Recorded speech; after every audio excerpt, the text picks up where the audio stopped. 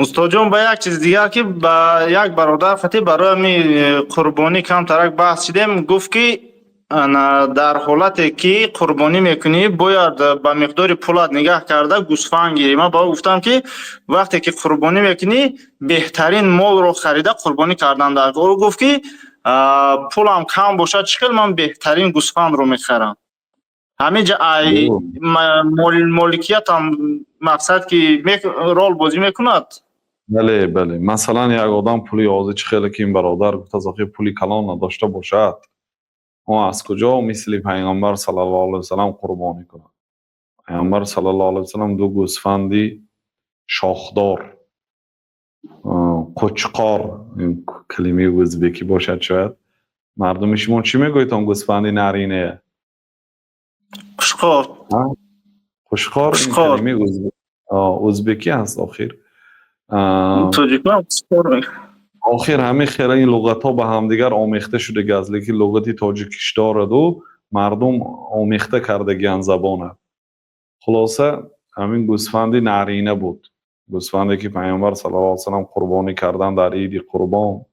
دو گوسفند بود، هر دوش هم نرینه بود، شاخدار بود، رنگش سفید بود و این چونین هر دوش هم اخته کرده شده بود و این دلالت میکند که گوسفند اخته کردگی یا مال اخته کردگی خریدن اجازت است و پیامبر صلی الله علیه و آله وقتی که خریدن فروشنده نگفتن که اینه کی اخته کرد، کسی اخته کرده باشد گناهکار شد نگفتن، بلکه این دلالت به اقرار پیامبر صلی الله علیه و آله. دین یک زنک پرسیده است که یک گربه شتلندسکی دارم و همونه برده وقتی بلاغت رسید بسیار غم داد، دادگاهی کرد، رفته به نزد دکتر اخته کرده آوردیم تا روز قیامت. حکومت دیگه زنگ گرفته نمیتونست و من گناهکار شدم. بعضی گفتن که تو حیوان عذاب دادی، اکنون بسیار گناه کلان گرفتی، همین گپ راست است گفته نوشته است. خلاصه حیوان اخته کردن اجازت است، برای اونکه پیامبر صلی الله علیه و سلم حیوان های اخته کرده میدیدن این کار نمیکردن بلکه خریدن. برای چی مخصوصا اخته کردگی را خریدن؟ برای اونکه گوشتش با لذت تر میشد. میگم نسبتی حیوانی اخته ناکرده گوسفند خاصتا بویش بسیار بلند میشد، اگر اخته ناکرده باشد بوی گوسفند بلندی بد میشد، اخته کرده باشد هم گوشتاش به لذت میشد هم تیز فربه میشد و این حیوان های الله تعالی برای ما آفریده است. درست است که عذاب دادن حیوان اجازت نیست، لیکن این یعنی که عذابی هست که مقدار معین است و یعنی که به جسم و جانش ضرری جدی نمی بیارد. این چونین وقتی که پیامبر صلی الله علیه و آله این کار نکردن در شریعت یگان دلیلی برای حرام بودنش نیست. بنابراین ما نمیتونیم گوییم که اخته کردگی حرام گوییم یا اخته کردن حرام گوییم، لیکن انسان نادرست است. کسی انسان اخته میکند نعوذ بالله، این آدم دیه کامل میتید، دیه یک عضو محروم کرده است آدم از عضوش و این عضو برابری جانش حساب میشه.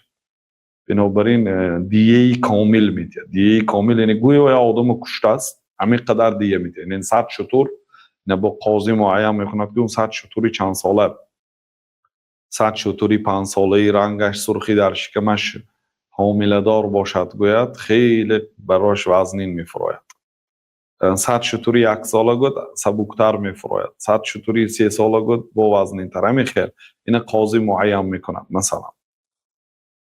خب خلاصه یعنی پیامبر صلی الله علیه و سلم دو گوسفند شاخداری سفیدی نارینه اخته کرده شده ای ثمینین قیمت، ثمینین فربه خریدند و با دستشان خودشان قربانی کردند. یکیش از نام خودشون و اهل و عائلشان، دیگریش از نام امتشان، از نام آنهایی که امکانیتی قربانی کردن را ندارد، کم بغل است، از نام همونها قربانی کردند.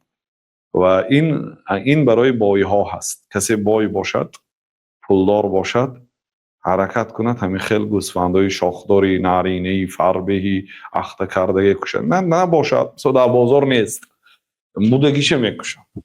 و آدمی که پولی بسیار ندارد همین کوشش کند که گوسفند 1 ساله شده گذشتگی باشد یا بوز 1 ساله شده گذشته باشد. گوسفندش اگر کلان جثه باشد دنبداری حجمش کلام شکلش مانند 1 ساله باشد لیکن 6 ماه پر نشده گذشته باشد هم میشه.